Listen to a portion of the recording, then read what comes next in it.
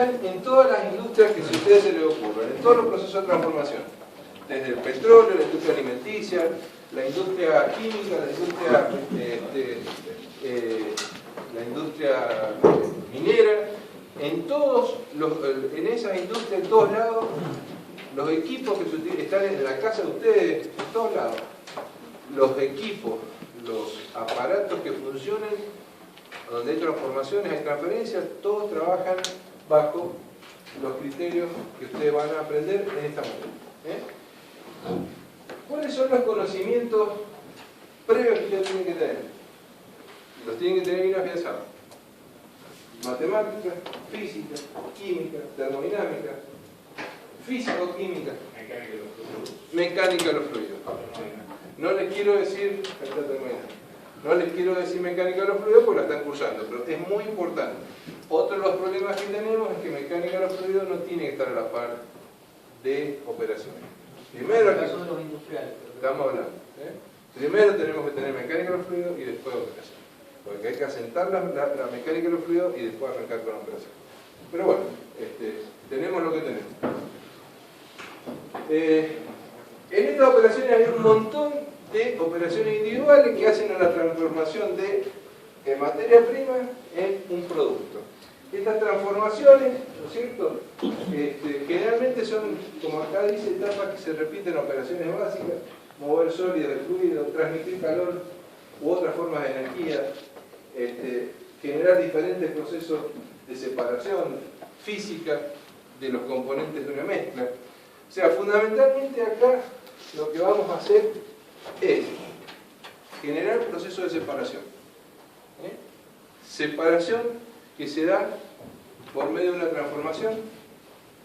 Esa separación se puede dar por distintas operaciones, como puede haber una evaporación, puede haber una difusión, pero son separaciones. Y para eso tenemos que entregar energía. Entonces, acá, en esto, aparece una cosa muy importante. Acá, para hacer todo esto necesitamos energía. Y entonces, acá nos tenemos que dar cuenta que esto lo tenemos que aprender muy bien. Y tenemos que saber manejar muy bien estas operaciones. Porque como está en estos momentos nuestro mundo, hay necesidades de energía tremendas, porque la energía es cara, porque la energía, como está, por lo menos para nosotros, es escasa, y tenemos que optimizar su uso. Porque tenemos que seguir viviendo en el mundo que estamos, y tenemos que seguir generando las operaciones que estamos haciendo, porque hay que seguir separando, digamos, de un crudo las mezclas necesarias para hacer andar un auto, para hacer mover una caldera, las distintas para ir terminar haciendo las instalaciones que están haciendo que son plásticas. Si ustedes se ponen a ver, ¿no es cierto?, todo eso requiere energía. Y realmente, en estos momentos, que hay un derroche de energía, hay que empezar a, de alguna manera, generar operaciones de transformación con el menor uso posible de la energía. Y esto es una de las premisas que ustedes van a tener como ingenieros.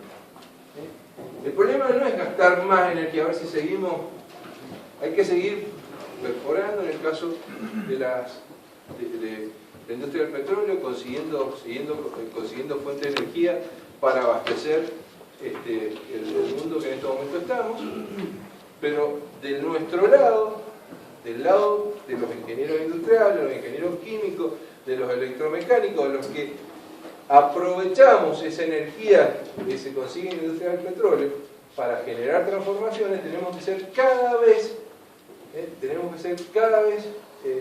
más óptimos en nuestra forma de usar las energías. Entonces, fíjense la importancia que tiene, por un lado, la ingeniería en petróleo para obtener fuente de energía. En este momento y hasta la actualidad, no existen fuentes de energía que puedan de alguna manera sustituir al petróleo. Lo pueden complementar, pueden ayudar, pero acá hay mucha gente que habla de energías alternativas Y no sé, a no ser que tachonemos la luna digamos, paneles solares y acá tachonemos la Tierra de aerogeneradores y así todo no nos alcanzaría. La cantidad de energía que entrega por unidad de peso el crudo, el gas que se obtiene del petróleo, no hay fuente de energía alternativa que lo equipare. Por consiguiente, o cambiamos nuestra forma de vida o seguimos dependiendo del petróleo. Esto no es ni bueno ni malo. Esto lo que nos tiene que ayudar es a pensar de que tenemos una fuente de energía que tampoco es ilimitada, eso es importante, pero que nos permite un estándar de vida y un desarrollo que si no hubiese aparecido, yo les aseguro que no tendríamos el nivel de vida que en estos momentos tenemos a nivel mundial. Fíjense cómo la sociedad, o sea, el mundo, la civilización, no es que nos volvimos más inteligentes, de golpe empezamos a tener cosas que durante miles de años el hombre no supo desarrollar. Volar ya se le había ocurrido a Leonardo da Vinci, tener el helicóptero también, un montón de cosas, pero lo que no tenía esa gente era una fuente de energía necesaria para poder desarrollar lo que tenía en la cabeza. Cuando tuvimos esa fuente de energía, fíjense que el desarrollo y la tecnología, el desarrollo también fue exponencial. Pero esto es porque tuvimos una fuente de energía que nos permitió eso. Por consiguiente, para sostener esto que hemos hecho, tenemos que seguir generando fuentes de energía para poder sostener este consumo, ¿no es cierto? Esta forma de vida, más que consumo. Y creo que, del otro lado, los ingenieros que no estamos trabajando exclusivamente en el petróleo, tenemos que pensar cómo aprovechar esa energía y la alternativa también, toda fuente de energía, y manejar de una manera óptima para obtener resultados al menor costo posible, al menor uso posible. Esto, digamos, desde el punto de vista de las necesidades de energía. Bien. Entonces, ¿qué hablamos cuando hablamos de operaciones unitarias? Esta es una definición así: todo proceso industrial que transforma materiales en productos por medio de transferencias de masa, energía y momento, sin reacción química. O sea, que si yo tengo un sólido acá y por acá salgo una arenita, y hago un proceso, estoy haciendo un proceso de trituración, estoy haciendo un proceso de molienda, eso es un proceso de una operación unitaria, en donde no he tenido reacción química. Cuando yo, por este lado, tengo una solución diluida, y por este otro lado, por un lado saco una solución concentrada, y saco vapor, por otro lado, ¿qué estoy haciendo? Estoy separando de esta solución diluida original, estoy separando el diluyente, que en este caso sería el vapor de agua, y estoy generando una solución más concentrada. O sea, el soluto que tenía esa solución diluida sigue estando en la misma cantidad. Si había 1 kilo de soluto, sigue habiendo 1 kilo de soluto. Lo que se ha modificado es la cantidad de solvente que traía esa solución. ¿Qué es lo que he hecho? Simplemente una separación. Y eso se llama evaporación.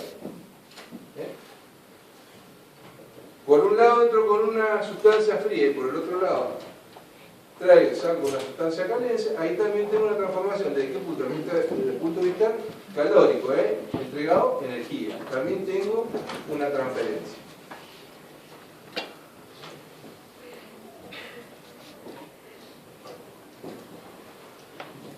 Bueno, ¿cuáles son las operaciones básicas? ¿Cuáles son? Las operaciones básicas que hay, generalmente, vuelvo a insistir que vamos a ver, son evaporación, destilación, absorción. Todas tienen técnicas de cálculo comunes, pueden ser continuas, discontinuas, semicontinuas. Depende de cómo las esté desarrollando. Y todas tienen los mismos principios. Ya lo vamos a ver.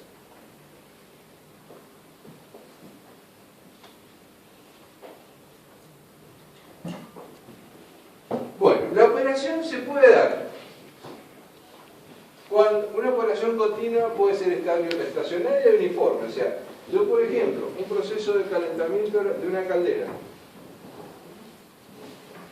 Cuando la caldera llegó a su temperatura de trabajo y empieza a trabajar a esa temperatura, estoy, digamos, generando un proceso de transferencia en un sistema estacionario.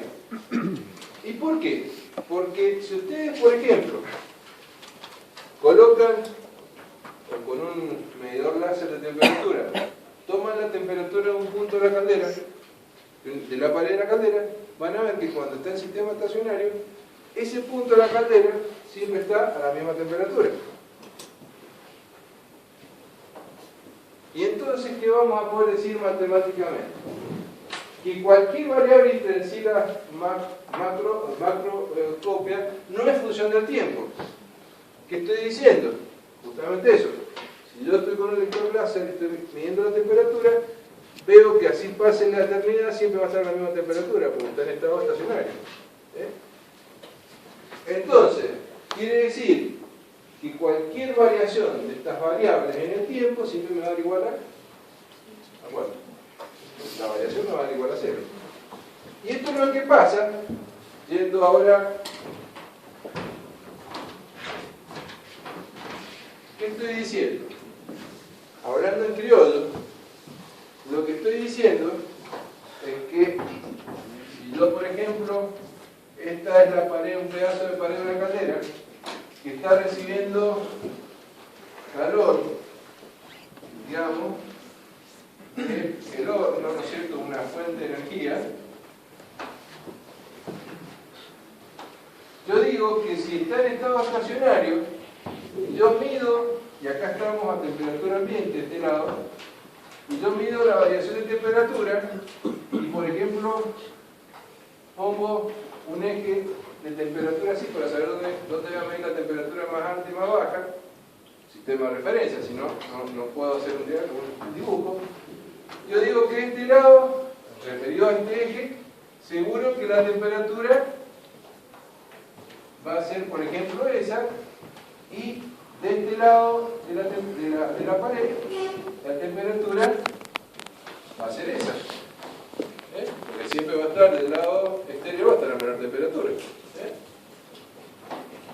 Y si yo miro y dibujo el perfil de temperatura, va a ser una línea recta desde la temperatura alta de la pared interna a la temperatura baja o ambiente, la temperatura de la pared externa.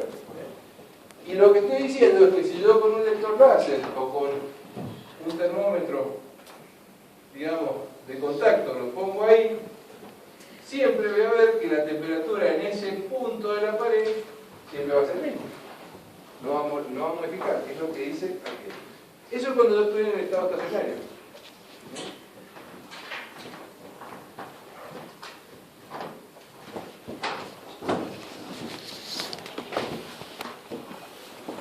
El otro, bueno, acá, por ejemplo, entonces, una operación de gas líquido en el cual estoy transfiriendo un soluto de un gas a líquido que está en estado estacionario, bueno, yo lo puedo plantear también, cambiando de temperatura, de esta manera. Lo que entra igual a lo que sale. Entonces, entra un gas, ¿no es cierto?, con un soluto que quiero llevarme con el líquido. Se produce una difusión dentro de la torre, y entonces el líquido que sale, entró pobre en ese soluto que yo quería retener, que lo traía el gas, sale como un líquido rico. Y el gas rico que entró con ese soluto que quiero sacarle, sale como un gas pobre.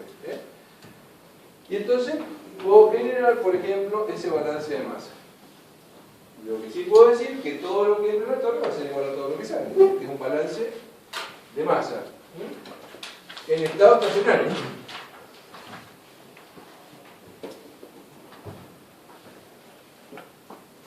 Asociado a esto están las operaciones discontinuas, intermitentes o por carga, en donde en esas cargas y descargas hay un régimen no estacionario transitorio. Cuando ya la caldera está apagada y la hago arrancar y mido la temperatura con el lector láser, y todas las temperaturas al principio de la mañana van a estar todas, va a ser así la cosa. Si hace mucho que no la arranqué, si hace poco que la arranqué, capaz que hace así la temperatura, ¿no es cierto? Pero si hace mucho que no la arranqué, seguro que está todo frío. Entonces, adentro de la pared, afuera de la pared, está la misma temperatura. Cuando le empiezo a dar masa, le empiezo a dar, arranco el quemador, ¿qué empieza a pasar con la pared? Empieza a calentar. O sea, y entonces,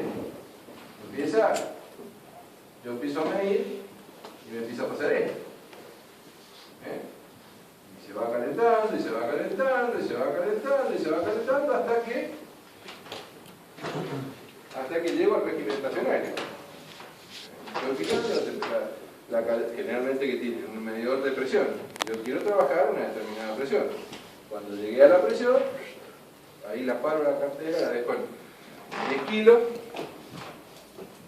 y abro la válvula de vapor y la mantengo ahí. Entonces hago un equilibrio. Trato de ver cuánto vapor puede perder versus la cantidad de energía necesaria para que vaporice, y ahí la tengo en 10 kilos, trabajando.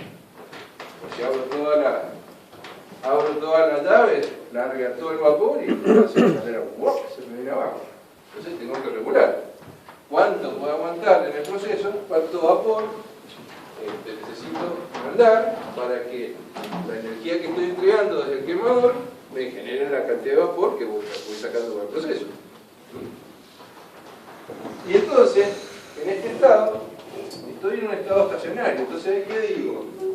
Ahí digo que las variables que yo puedo estar midiendo, cualquiera, presión, temperatura, densidad, en un proceso así, van a ser función de la posición y también del tiempo. Porque en un mismo punto, a medida que pasa el tiempo, la temperatura se va a ir modificando. Entonces, en este caso, las derivadas de esas variables, presión, temperatura, no van a ser iguales a cero. Entonces, cuando yo estoy trabajando en un proceso discontinuo, por eso es que el proceso discontinuo versus el proceso continuo tiene el problema de estas fases no estacionarias, en el cual yo estoy entregando energía y estoy perdiendo energía. ¿Y esa energía dónde se fue? Se pierde. Porque hasta que llegué al régimen le tengo que entregar calor y no está trabajando. Y después tengo que, para descargar el equipo, para hacer lo que fuera, tengo que pararlo, perder calor y descargarlo. Entonces esos procesos son improductivos y realmente son ineficientes. Por eso que un equipo continuo siempre es mucho más eficiente que un equipo descontinuo, porque no tiene estos procesos de carga y descarga. Y aparte que tienen un tiempo de setup que hay que esperar para entrar en producción, estoy perdiendo energía que no puedo aprovechar. Muy difícil de aprovechar.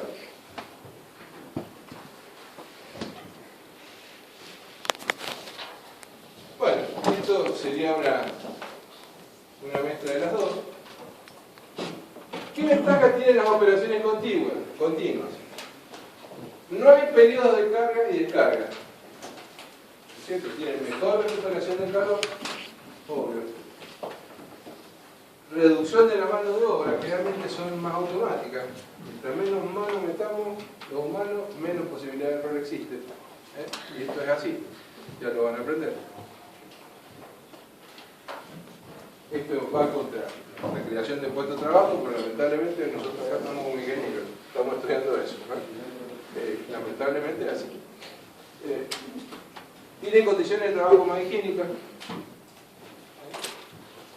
y la producción siempre es mucho más uniforme. Eso sí son máquinas bobas, o sea, siempre que metamos algo por acá va a sacar esto por este lado, y no tiene inteligencia. Si tenemos modificaciones vamos a tener que modificar las condiciones, y una vez que las modificamos seguimos trabajando. Por eso en el caso de que venga, no porque tenga una torre de topping, todo el crudo que venga, lo mejor lo meto ahí y va a salir siempre lo mismo, no.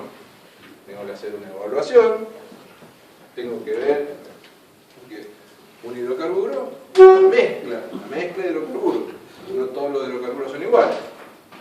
Entonces, ¿qué es lo que tengo que hacer? Cuando llegó el hidrocarburo, tengo que hacer una evaluación para ver qué hago con él, a qué temperatura lo voy a introducir a la torre, en qué sector de la torre lo voy a introducir, qué es lo que lo tengo que evaluar para saber qué obtener. Y ahí van a ver, bueno, que vamos a ver a continuación, justamente, ahí vamos a estudiar mezclas, tema de mezclas, en donde una de las partes es una mezcla de composición desconocida. ¿Cómo hago para poderlo evaluar?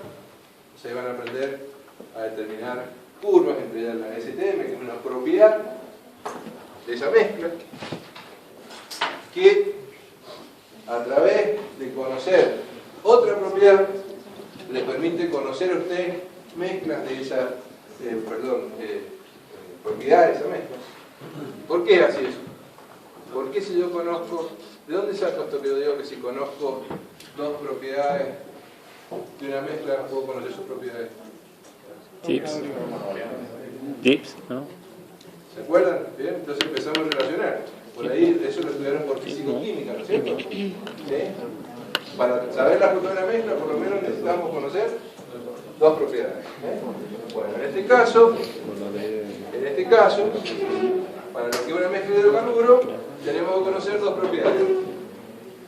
Por ejemplo, si conozco una curva STM, que es una propiedad de una mezcla, y conozco la densidad de una mezcla, a partir de esas dos propiedades, ya vamos a ver, podemos calcular las propiedades del hidrocarburo. Eso me va a permitir evaluarlo. Y en función de eso voy a ver qué transformaciones voy a realizar.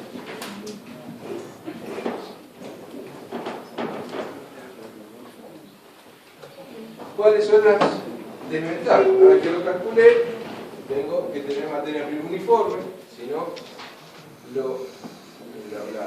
el equipo está calculado para un régimen, y si modifico la entrada, voy a modificar la salida. Puesta en marcha es complicada,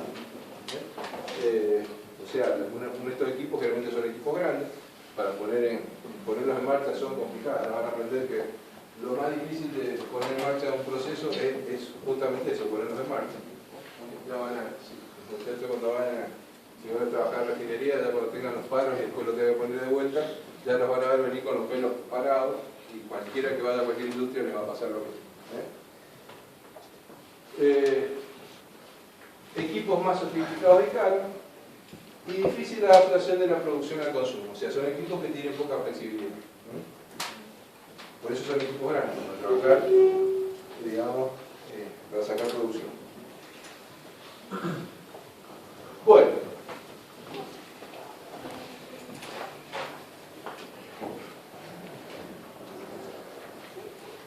Fíjense que el objetivo fundamental de esto, vuelvo a insistir, es hacerles ver que hay algo que es muy importante. Todos estos procesos están basados, como dice acá abajo, en las transferencias de calor y en las transferencias de masa. O sea, yo genero transferencias de calor a un producto, una sustancia, para que éste genere una transferencia de masa, digamos, de una fase a otra, de un lugar a otro, de tal manera de generar un proceso de separación. Por ejemplo, le vamos apuntando al trabajo, por eso que por ahí he tomado esto como ejemplo. Si yo estoy en una torre de fraccionamiento, ¿cómo hago para ir separando mezclas menos complejas de una mezcla compleja? Voy generando volatilizaciones parciales, que vamos a ver cómo lo vamos haciendo, para que se generen mezclas menos complejas y ir separándolas. Vamos a ver cómo lo hacemos. ¿Cómo hacemos estas vaporizaciones o condensaciones parciales? Depende de qué punto de vista lo estemos viendo, para que una mezcla compleja la podamos separar en mezclas menos complejas.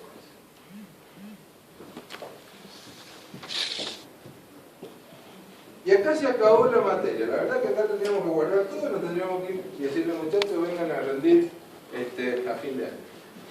Miren, esta materia, lo que es esta materia se acabó acá. acá tienen algo que yo les encuentro de una herramienta de cálculo a la operación unitaria. Con esto y con lo que ustedes saben de los años anteriores, tendrían que saber esta materia. Esta materia, todas las operaciones que vamos a trabajar acá, para calcular los trastornos, para saber la superficie de un intercambio de calor, para saber la superficie de intercambio de evaporador, para saber la altura de una torre de absorción, para saber cuánto soluto necesita una extracción líquida-líquida. Lo que se le ocurra de los procesos de separación física sin reacción química, tienen tres, y esto por favor métanse en la cabeza, tienen tres herramientas. Uno, balance de masa.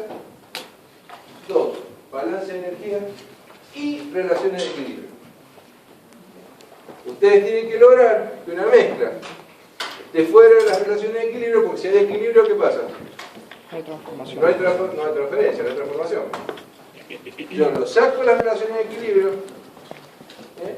entregando la energía, o sea que hay una transferencia de energía, y esto genera automáticamente, por una fuerza impulsora X, que puede ser la diferencia de temperatura, que puede ser la diferencia de concentración, genera un impulso de una de las sustancias que estamos trabajando, o uno de los componentes de la mezcla, hacia la otra fase, que generaba una separación. Eso es lo que ando buscando. Entonces, cuando rompí el equilibrio de una mezcla líquida de uno de esos componentes, toma la temperatura de ebullición, ¿qué le pasa a ese componente? Se evapora. Evapora. Entonces, ¿qué es lo que he logrado? Separando la mezcla original. Entonces, ¿qué conseguí? Una concentración. Se acabó la materia. ¿Qué más quieren que les enseñe? Todo lo demás, digamos, tienen que saber cómo llegar o calcular o determinar relaciones de equilibrio y cómo plantear un balance de masa y un balance de energía. ¿Y se acabó?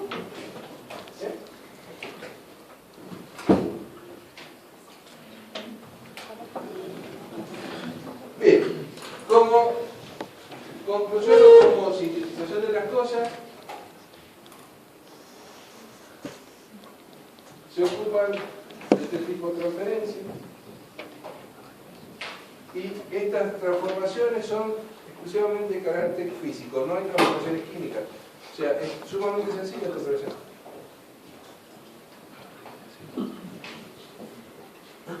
Generalmente todos estos procesos de transferencia se manejan con una expresión o un modelo matemático tal como este. Generalmente ¿quién determinó un modelo matemático para expresar transformaciones como este? Fourier. Digamos que el flujo transferido, que puede ser masa, estamos hablando en qué estado. Vamos a empezar por ahí. ¿En qué estado yo puedo aplicar esta ecuación, que es una ecuación genérica de Fourier? En un estado estacionario. En el estado estacionario, que es donde vamos a estudiar nosotros los procesos, porque la mayoría de los procesos los tenemos que estudiar ahí. Entonces yo digo que el flujo transferido de masa, de movimiento, de momento, de energía, aquí va a ser igual al área de transferencia, o sea, ese flujo tiene que pasar por un área y es proporcional a eso. Si el área es chica va a tener más, digamos, menos posibilidad de transferir, si el área es grande va a tener más posibilidad de transferir. Sentido común. Tiene que haber una diferencia de potencial que lo empuje. Concentración, presión, temperatura. De un lado tiene que haber mayor presión para que lo empuje para el otro, o tiene que haber más temperatura para que empuje la energía para el otro lado. Y generalmente hay un coeficiente de transferencia que es función o depende de la operación de transferencia que estemos haciendo. Si estamos hablando de energía, si estamos hablando de un proceso de transferencia de calor, en un proceso de conducción de calor, un mecanismo de conducción, Vamos a hablar de conductividad térmica. Y así sucesivamente.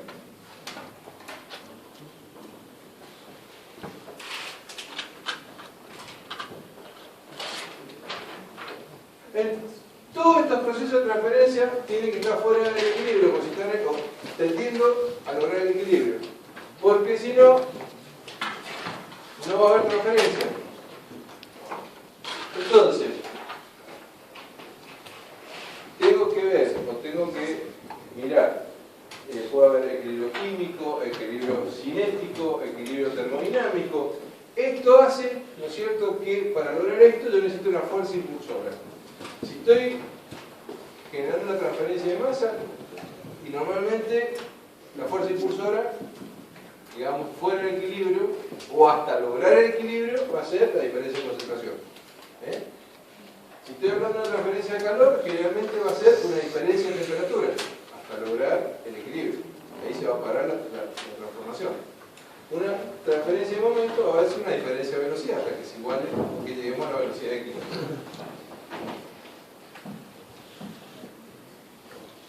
En función de esto, para ver la transferencia de masa o la transferencia de energía, tenemos que hablar de balance.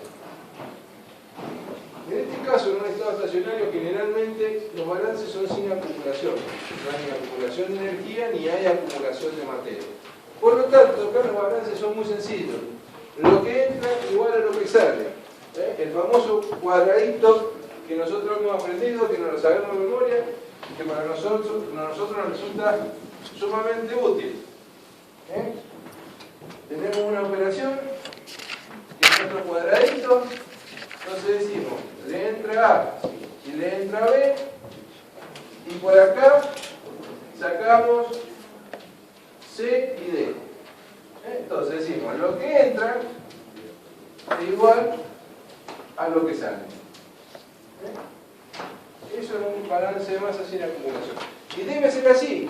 Si yo acá introduzco en la torre 100 metros cúbicos de crudo, de alguna manera, por este lado, tengo que sacar 100 metros cúbicos de gas, de crudo reducido abajo, de nafta, de aeronafta.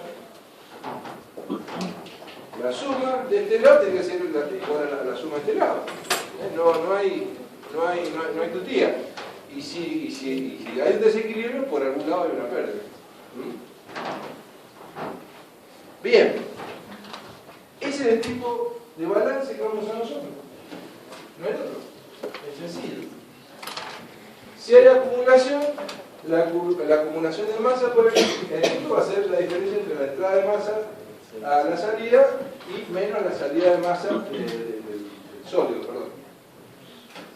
Y si yo tengo acumulación más reacción química, que es lo más complejo, que esto es lo que ustedes, este tipo de balance es lo que hacen en procesos industriales, donde sí hay un reactor químico incorporado, en donde sí hay una reacción química, donde iban a encontrarse con un reactor, un tanque agitado, un flujo pistón, en donde se va a producir una transformación química.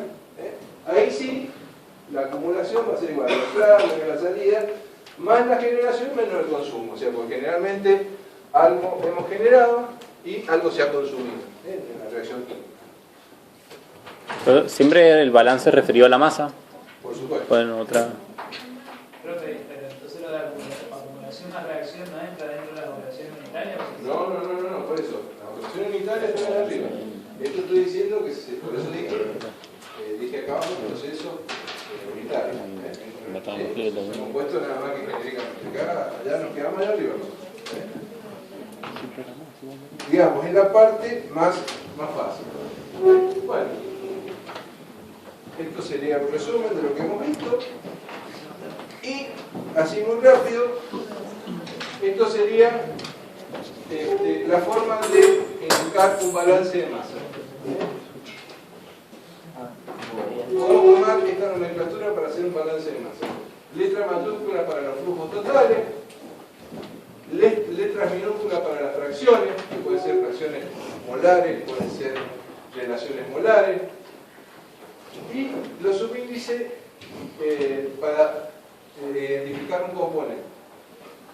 Entonces, si yo tengo una entrada A que da por resultado la salida B y C con distintos componentes, el flujo del componente 1 en A, ¿cuál sería? A1 por A. El balance global, ¿cuál sería? A igual a B más C. Y para el componente 1, ¿cuál sería el balance? A1 por A igual a B1 por B más C1 por C.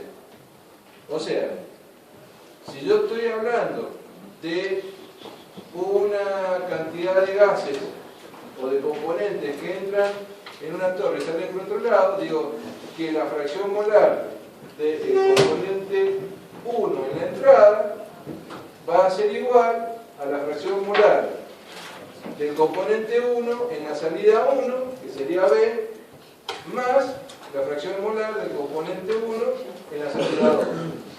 O sea, que si entró un mol del componente 1 en la entrada, vamos a decirle 2 moles, porque si no va a tener que romper el mol, 2 moles, digamos, del componente 1 en la entrada, puedo decir que salió un mol por la entrada B y salió otro mol por la entrada C. Pero los 2 moles que entraron tienen que salir por algún lado. ¿Estamos de acuerdo? Eso sería lo que es un balance de masa.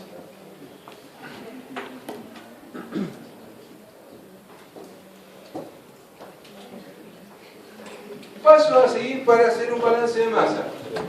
Con esto terminamos. Representar el diagrama del proceso. Un proceso simplificado, pero puede haber un proceso donde hay entradas, salidas, realimentaciones. Identificar cada corriente y la composición asociadas con símbolos. Introducir los valores conocidos, siempre conocemos valores. Identificar los flujos y composiciones desconocidas. Yo puedo conocer, por ejemplo, en el caso que vimos anteriormente, puedo conocer el flujo y la composición de entrada y puedo conocer el flujo y la composición de una de las salidas, no conozco el de la otra. Entonces, el balance de masa me sirve para eso. Elegir una base de cálculo. ¿Cuál es la base de cálculo que utiliza? Voy a utilizar fracciones molares, relaciones molares, concentraciones, pero tiene que ser uniforme, homogéneo, porque no puedo estar haciendo mezcla porque me va a dar mal. Determinar el número de balances independientes, que tiene que ser, porque ahora ya empezamos a hablar un poco de álgebra. Si yo no tengo el número de balances independientes, voy a tener asociado una ecuación a cada uno de esos balances independientes. Si yo el número de balances independientes que tengo es inferior al número de ecuaciones, voy a tener un problema, de incógnitas, perdón, voy a tener un problema, no lo voy a poder resolver. Entonces, tengo que empezar a pensar que tengo que buscar cómo hacer un balance, digamos, una cantidad de balances independientes que me permita poder calcular números de incógnitas en el número de incógnitas que yo tengo. Si no, estoy frito. Seleccionar un sistema apropiado de balance, establecer si el sistema tiene solución algebraica, esto es lo que estamos hablando, resolver las ecuaciones y luego verificar la solución. Una vez que me dice que entran 2 moles por aquí, uno para arriba y otro para abajo, digamos, introducir la solución en las corrientes y hacer el balance. Entonces, la corriente que entró de 2 moles tiene que ser igual a la corriente que sale, un mol para arriba y otro mol para abajo. Pero resulta que si me dice que en la corriente que yo tenía como resultado, que tenía 2 moles en la corriente de salida, y ahí tengo un problema y una inconsistencia. En algo lo tengo que haber equivocado. Bien. ¿Alguna duda? ¿Algún comentario? ¿O se me han dormido? No sea muy claro, son las dos alternativas. ¿Está bien? ¿Les ha quedado claro los conceptos? Por supuesto es una introducción. Señores, la verdad que acá tendríamos que cortar y cada uno nos vamos, estamos tranquilos. O sea, lo importante es que para alimentar un balance de masa, un balance de energía, plantear relaciones de equilibrio y poder llegar a plantear soluciones en una operación como puede ser fraccionamiento, absorción, de lo que fuese, tenemos que tener conocimiento, vuelvo a insistir, poder manejar un modelo matemático, tenemos que conocer ciertas relaciones físicas, ciertas relaciones químicas, conocerlos también, para poder plantear las relaciones a veces de separación, y fundamentalmente tenemos que tener conocimiento acabado para determinar relaciones de equilibrio de físico-química, y conocer de termodinámica, que es lo que pasa cuando una fuente caliente le entrega calor a una fuente fría. ¿Estamos de acuerdo? Si no tengo esos conocimientos, evidentemente voy a meter la pata cuando plantee estas ecuaciones que en el fondo son muy sencillas. Muy bien. ¿Alguna duda? Bueno, ¿quieren descansar un ratito y arrancamos con el tema de mezcla?